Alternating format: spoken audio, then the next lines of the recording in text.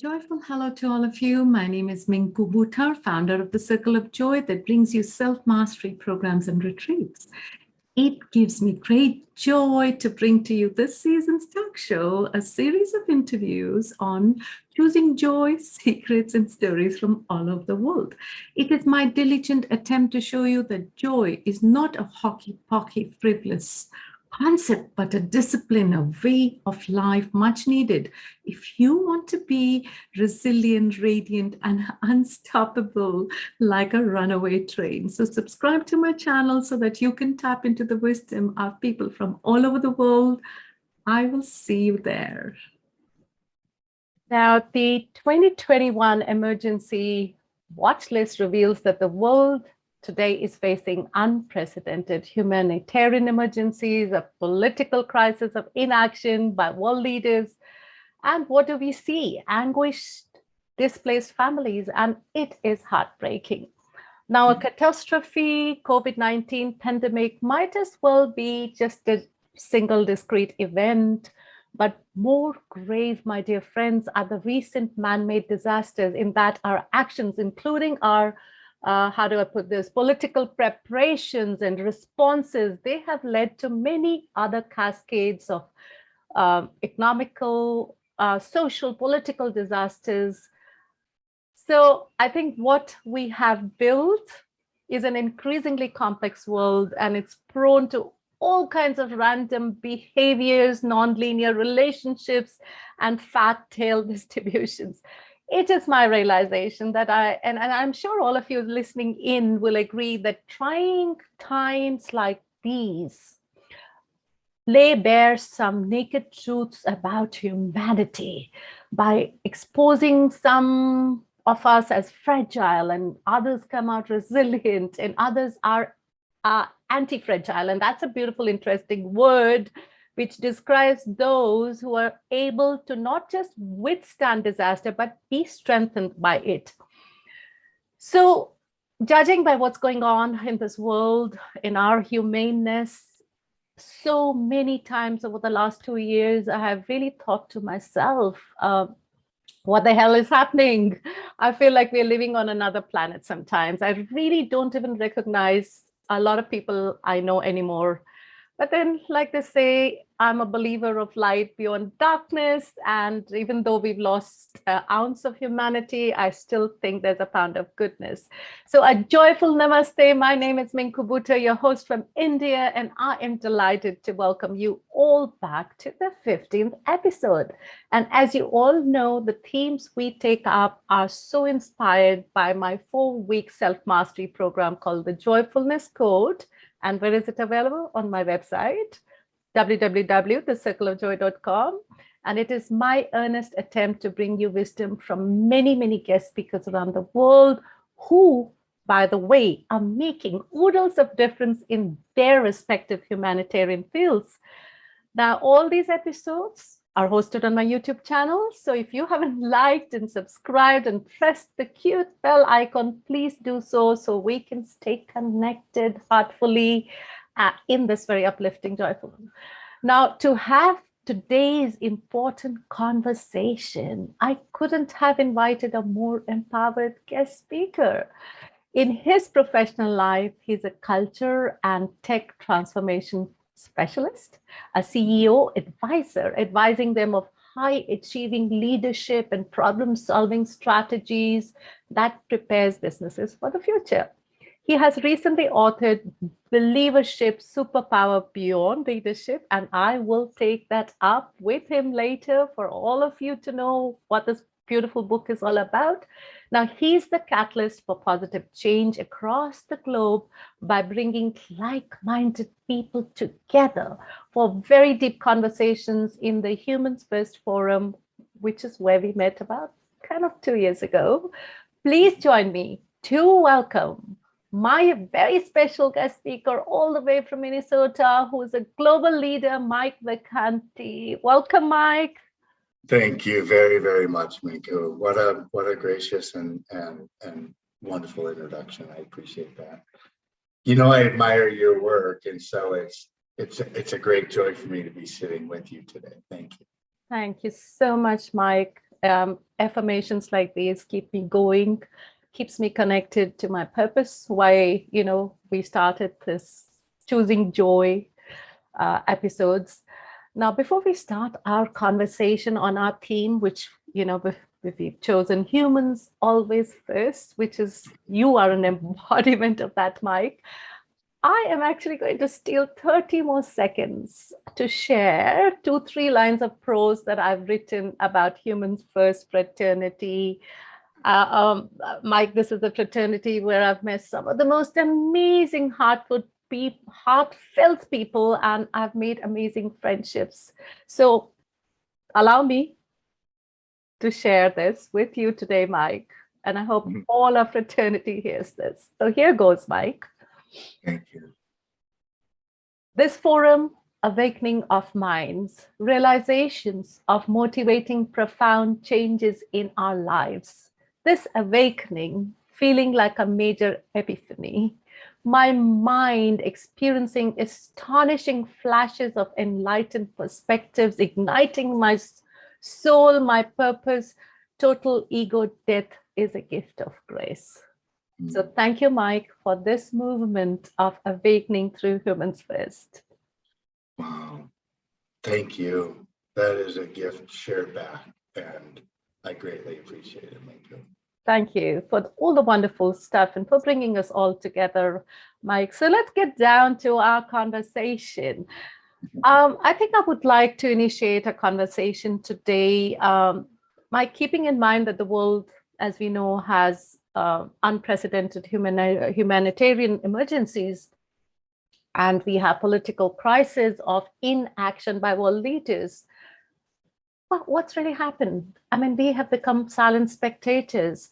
So, Mike, from a universal point of view, what exactly does a path forward look like to you? What does the world, according to you, need right now to be more humane?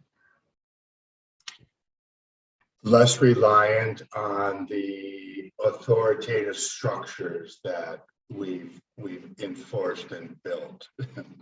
And it's not a new thought, right? So there's ancient writings about the dangers of this point of, and then what I believe, Minku, is we have the ability of choice, and even those that have suffered greatly over time in their darkest moments and even isolated, the ones that survived independently through great trial and trauma and hardship,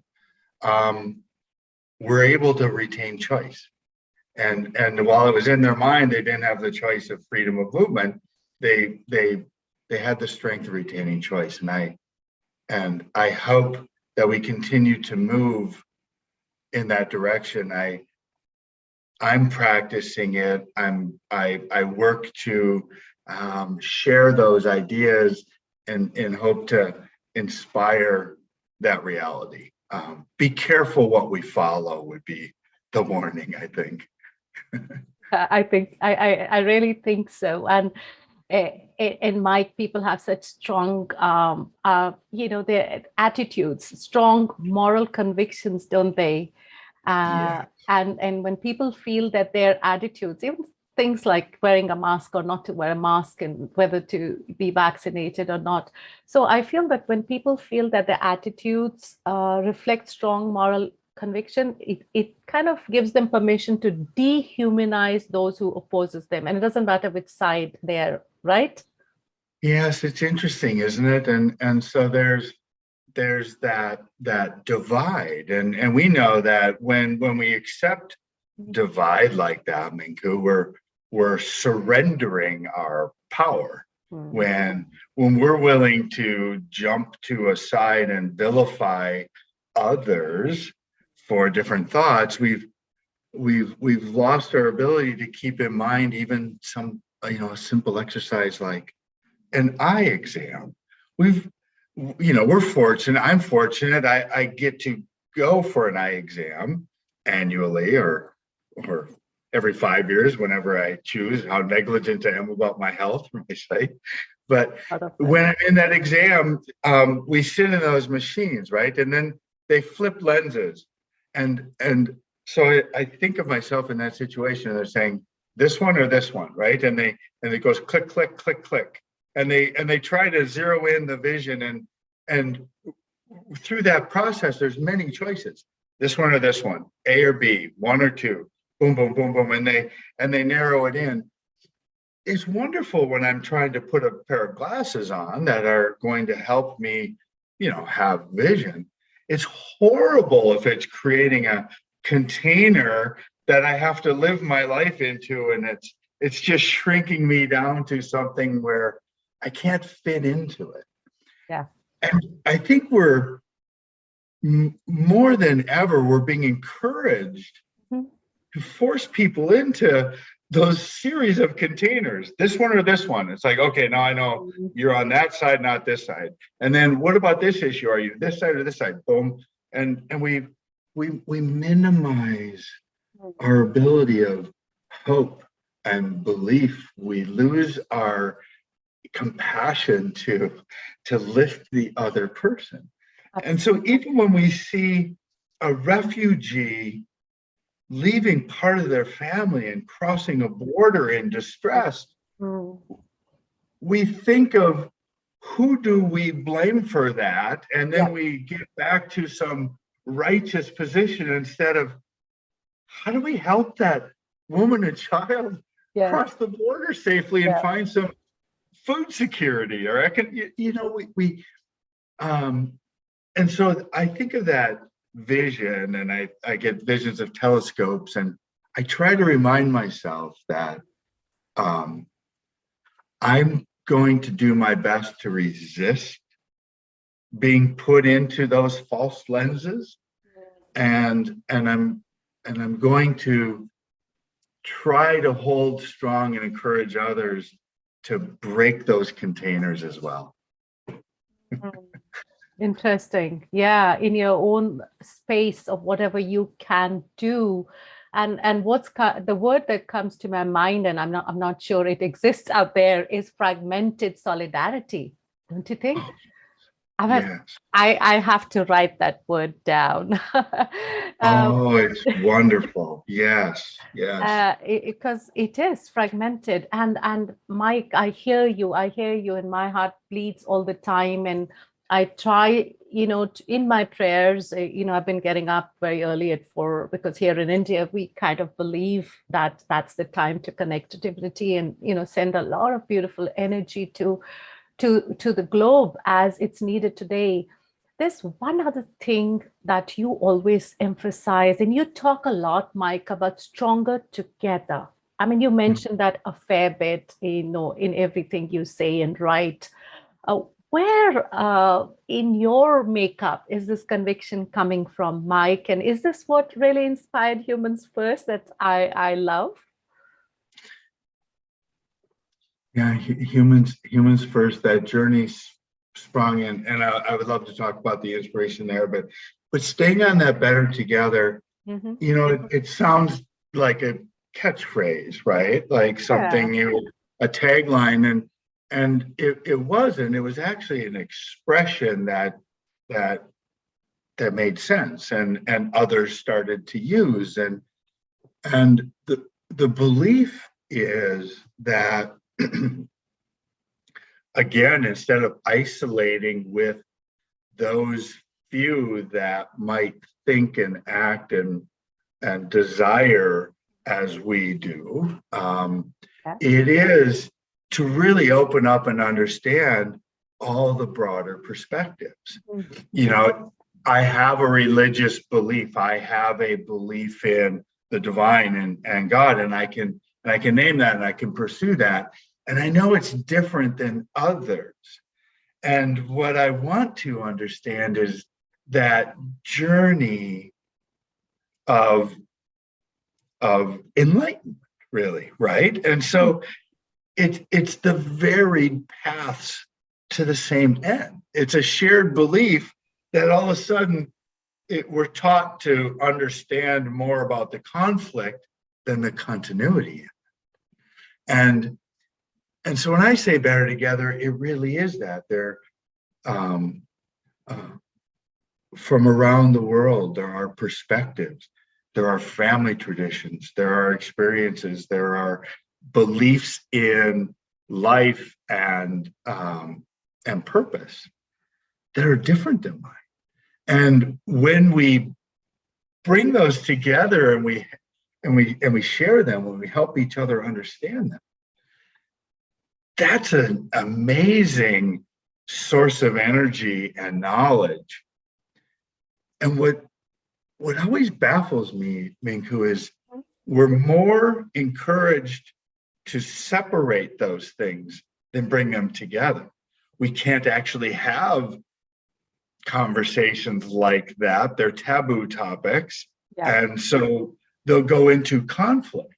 It's like, well, they really are. Like when we sit with people with those different beliefs, we can have beautiful conversations where we understand the other person and we learn something and we end up hugging and not punching. Yes. Yes. And I think it's the patience, it's that pauses, it's the conversation, it's listening, right?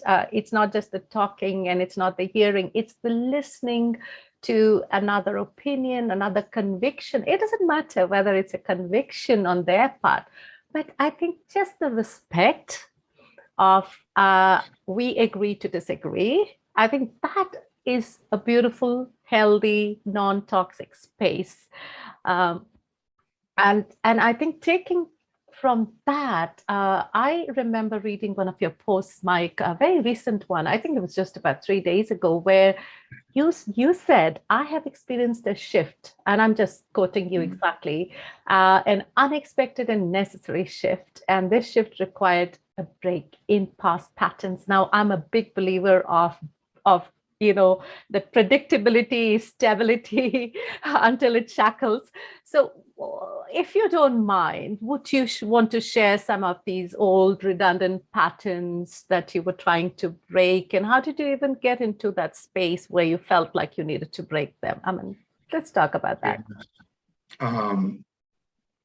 So part of that is my nature, Minku, and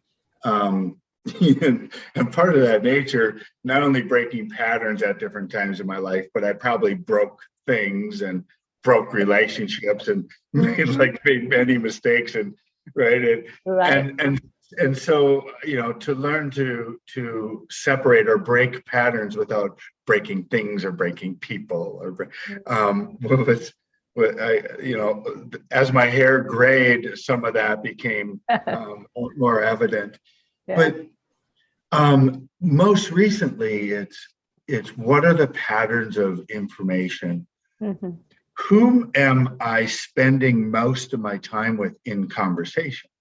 Because I can find my thought process shift even in a very short period of time when the input is coming from few. And it's coming from a narrow point of view that those particular small group of people might agree with. That it's very easy to get in the pattern of, yes, today we're going to share information about this topic and we're going to have a discussion, and very insidiously over a period of time, I can find myself leaning into thought processes, conversations, ideas that I don't necessarily hold. Yeah. And so even at this point, I can very easily be persuaded to kind of fit into something and stay in that pattern. And intentionally, I need to break that. So even if it's just a text thread amongst people where they're sharing information, perhaps I need to understand when to eliminate myself from that text thread. That I don't need any more of that same thing. Yeah. And we do that with patterns in our lives, routines we're often taught are healthy for us. Yeah. They certainly are healthy when we're raising children, right? The sleep patterns and eating patterns, and we can give them safety and security in that way. But I think of even patterns in our lives, Minku, where we get up and people turn the TV on because they want information right away, and it's just going to be the news, and because we believe that that's a good thing to have that routine, and we believe that it's news, right. instead of a it's noise. It's actually noise. Instead of a negative focused text thread Yes. with an isolated belief system that's just being fed to us, we're not even conscious about our intake valves. And that's the encouragement, is those patterns are healthy to break. So that which that I or you or others believe in most, that we would tell somebody in a conversation like this, Minku, this, my spirituality, my values, my relationships, those are the things that are most important. Well, then I have chosen to turn a light on in the morning when it's quiet and read something about those things that I'm actually saying are most important. Yeah, absolutely. Because I don't need to go through that eye exam early in the morning and be put into a little thought bubble and probably become a little agitated about my vision. Yes, I hear you, Mike. I hear you, because what's happening is each one of us, it's not a transient stage, because you've changed, and what worked once is now almost a bondage, if I can call it that. And see, the other interesting part of this, which I was thinking as you were speaking, is when you break an old pattern, you violate expectations of others because they're so used to you doing the same thing and being the same person, and it can destabilize relationships, right? It can. So what we're doing, I think, when we change, and when you're making your shifts, as you said, you're also asking others to change in a way how they perceive you. So it's actually quite interesting. Interesting. Yeah. Because it's your personal transformation and you're breaking these patterns, but the ones who have to accept the new you. So I think I always find we have to give space and we have to have patience for others to adopt the new you. So it's quite an interesting journey, really. I love that. And to even elaborate on that, because I think that's a beautiful frame. Shifting those patterns, really, like if we start our days with our own thoughts rather than the bombardment from others, we're changing those intake valves.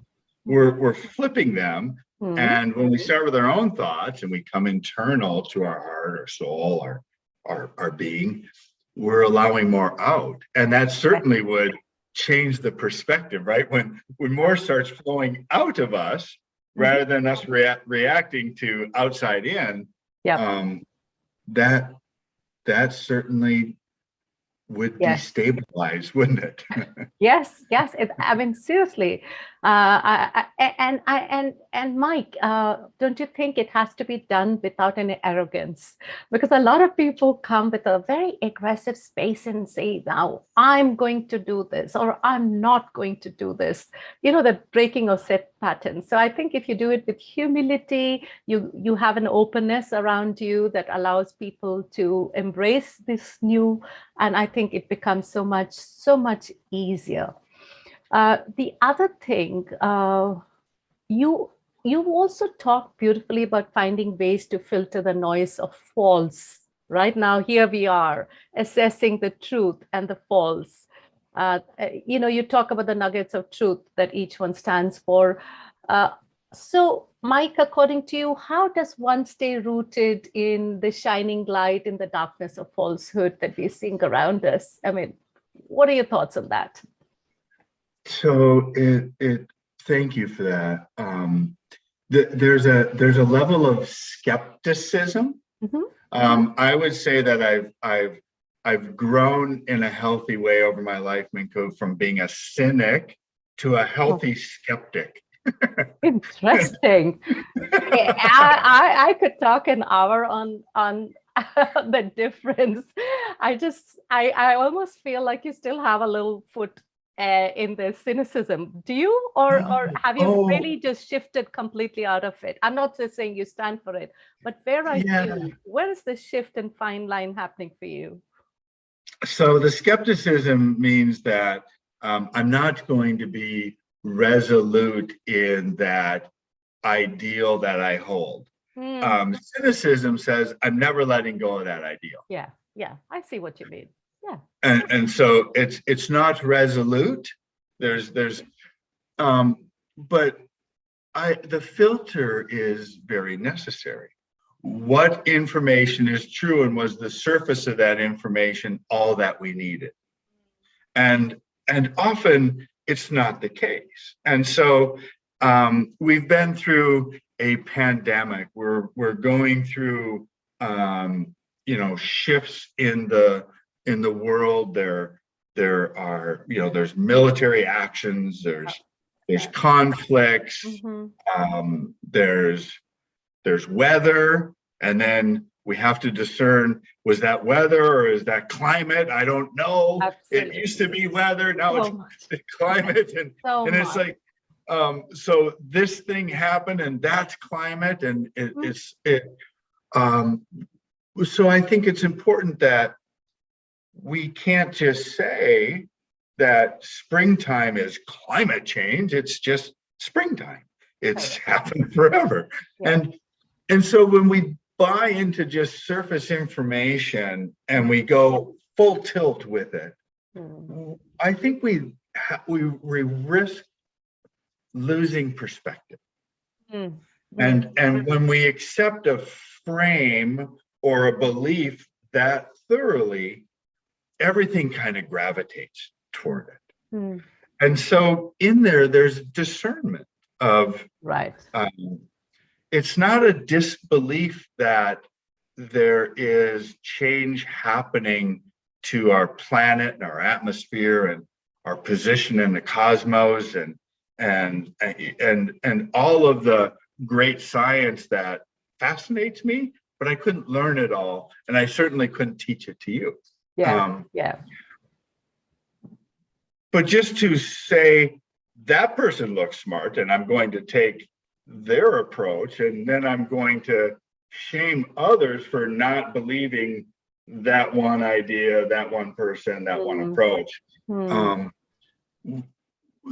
Well, let's filter that, because first of all, I don't think the outcome should be that we're shaming other people.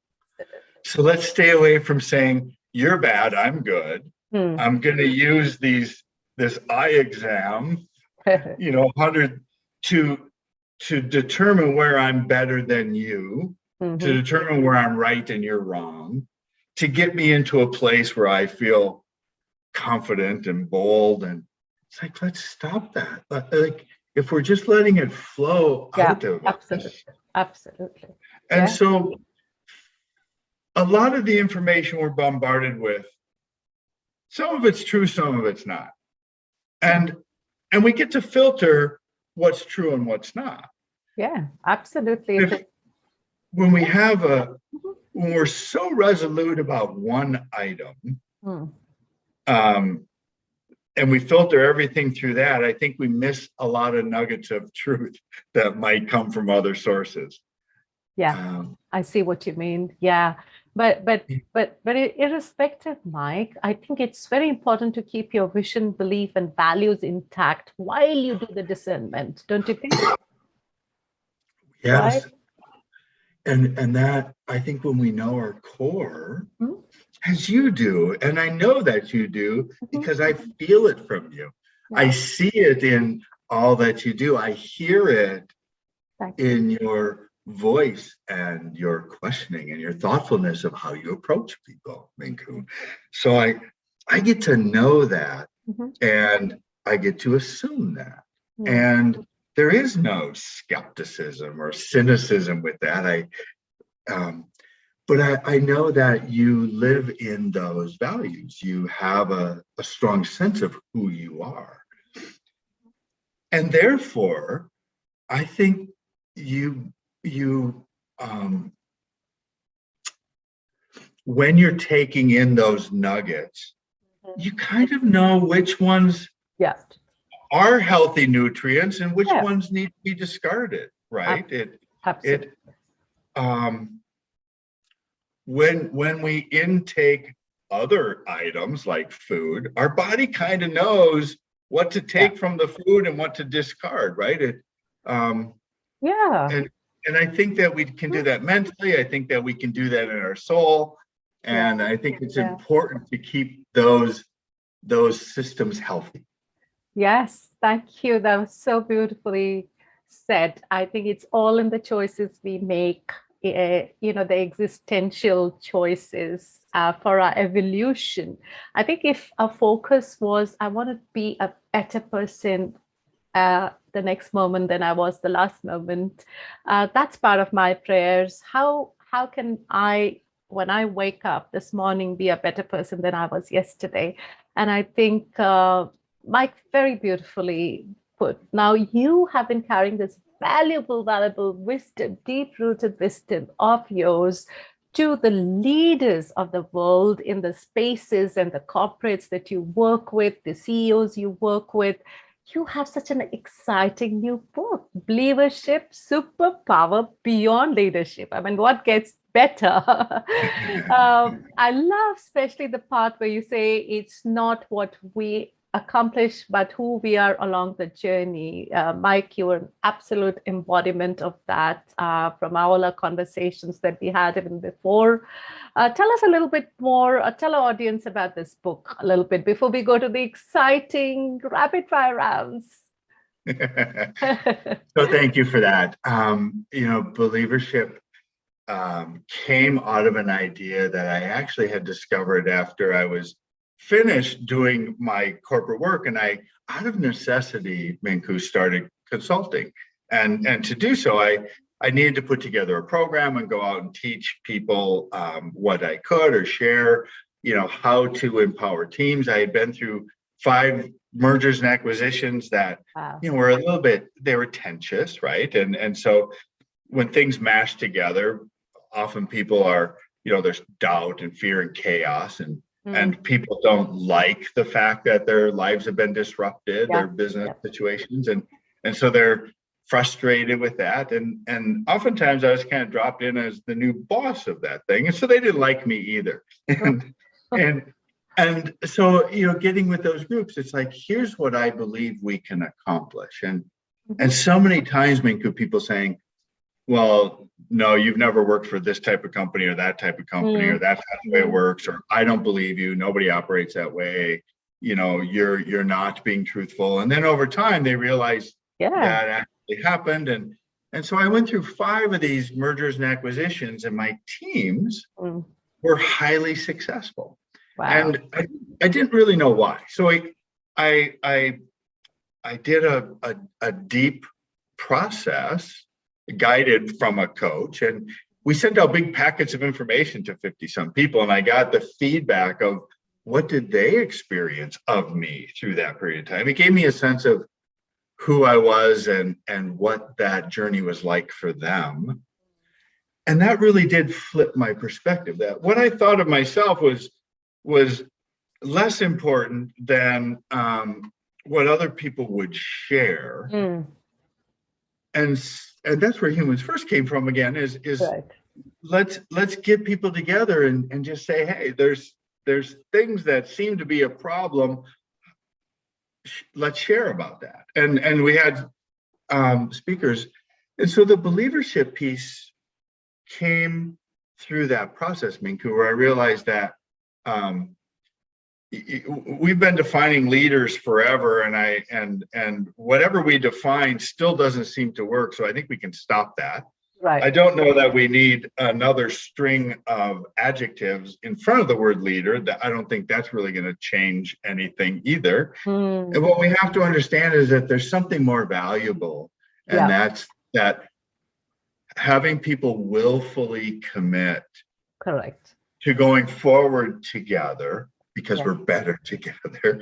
And so when each person willfully commits, they believe in the mission or the vision or their contribution or the leader or the whole team. They believe in something that's greater than themselves, and they willfully commit, and then they will always do more because they've chosen it than we could ever command them to do through authority or command or choice or power. And so that's why believership, people believing in something together and moving in that direction, is greater than, it's the superpower beyond leadership. Leadership is however we define it, we still haven't gotten it right. I so agree with you. In fact, I think your believership becomes a paved road for many to travel together, right? Yes. And I hope, Mike, you have registered that word if it doesn't exist out there, because a lot of people are going to be stealing it. So if you haven't registered with the R, I think this is the time to do it after the show. You know, Minku, the greatest compliment could be people taking these ideas and moving forward. I agree. And I have to say, it's like one of the joys that's come out of Humans First is growth for me as well.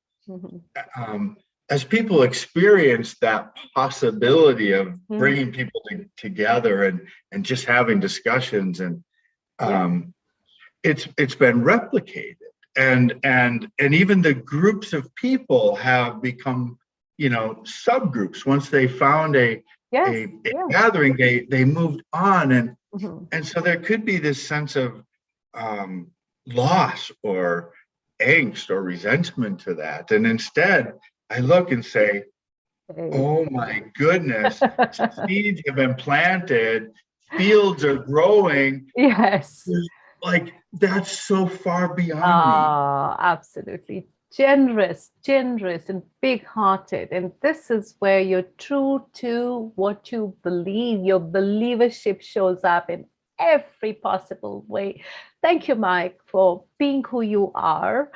Thank you for just the whole, your vulnerability and your honesty in bringing this wisdom to our audience. And now I would like you to drop for a minute your very deep thinking, sphere that you operate from.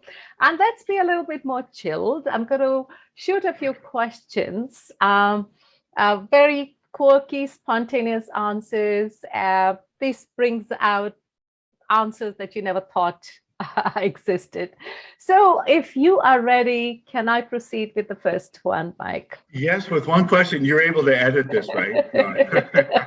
No. Vulnerable it is. Yes. Put it out there, Mike. Come on, let's do this. Okay. The first one coming your way. What if we did everything right? What would the world look like in 2050? Well, we would have a healthy food supply. We would have people with a belief in growth and heart, and understand that this opportunities are endless, and there's more good than bad. Wow, isn't that a perfect opportunity for you to manifest with that affirmation? Absolutely beautiful. If you could choose a movie title for the story of your life, what would that be?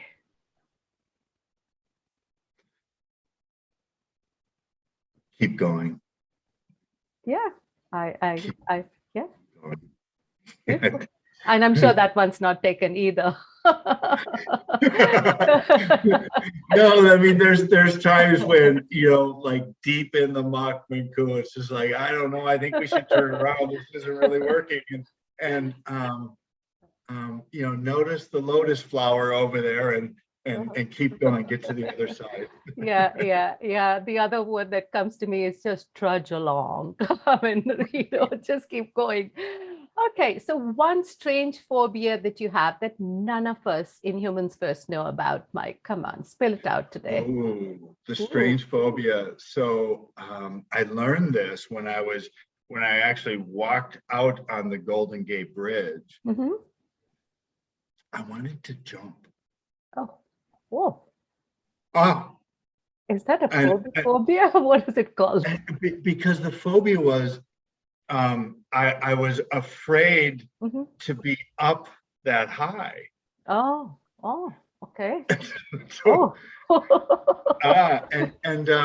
so bridges, actually, I have a phobia of bridges. Or heights, right? Would that be heights, or is it just bridges, and especially when they're golden? I'm okay being in heights and looking out. Oh. So it's being suspended over. That's it's a phobia. All right. So we can. And we know phobias are not rational, right? So no, they're weird. So bungee jumping is clearly out for you. Right. And my daughter did a semester at sea, and so she's in South Africa, I believe, and she has pictures. She's up on a 10,000-foot bridge, and she's standing on a little platform, and she did a back dive with a bungee cord on her ankles. Goodness. And so apparently phobias are not genetic. Thank God for that. She's broken that myth and that mindset. Wonderful, wonderful. Thank you, Mike, for being honest and answering those. Those were not so bad, were they? I mean, they're interesting. No, they're fun. Thank you for bringing such vital pointers to the humaneness in all of us. It was a wonderful conversation. So where can people find you to tap into your expertise in leadership behavior and believership? So I like to be on LinkedIn. That has been a forum that has been, I think, agreeable to meet people and interact. Mm-hmm. I think you'll find me kind of sharing me there. I don't talk or sell my business very, very much. And so I try to stay in connection with people where they are and kind of what's going on with me. And so please find me on LinkedIn. And then also my website is mjvacanti.com. Right. Or I think importantly, humansfirst.club, where there's the ambassadors of Humans First and the 50 plus speakers that have been at the events, and we'll keep updating on new happenings there. Wonderful, wonderful. Thank you so much, Mike. Once again, now for the information of all our wonderful, wonderful supporters and listeners, thank you. This episode is going to be published on the 1st April, and some people say it's the April Fool's Day, but go and have a good laugh. But God knows we need some laughs. But this year, whoever you are, a policymaker, a government leader, or a concerned citizen around the world, treat this episode maybe as a wake-up call about the cost of neglecting humanitarian crises and how they urgently our international attention is needed. So post 2020, Mike, we all should be remembered for how we either helped or turned away from those suffering the most. So thank you. Thank you. Can I share? This will come out April 1st. You said, and one more thing, Minku, I just want to share is that on that April Fool's Day, I don't know how we got to a day like that, but it used to be something funny and I'll when the day this episode comes out, I will share. I'll do a post that will talk about having an April Intelligence Day, and because it seems like the other 364 have been full of foolery. And so we let's shift this. We need the Yes. one day of goodness. Absolutely. Count me right in as one of your ambassadors for the Intelligent Day, which is the 1st of April. And I really, really invoke the universe, and like I said, everyone listening, to make a shift on how we want to show up and how are we going to be remembered for what we did. So join me in saying bye to our wonderful audience from all over the world, Mike, and thank you once again. And bye now to everyone. And we'll be back with our next episode on the 15th April after the first one. So, Minko, can I say one more thing about absolutely. for you before we go? Absolutely. Thank you. We're all part of the energy that's shared among us. And thank you for being that positive neutron in that energy that we share. It means the world. Thank you. Thank you so, so much from the bottom of my heart. Now, bye to everyone. And thank you once again, Mike, and we'll stay connected. Okay, thank you. Bye-bye.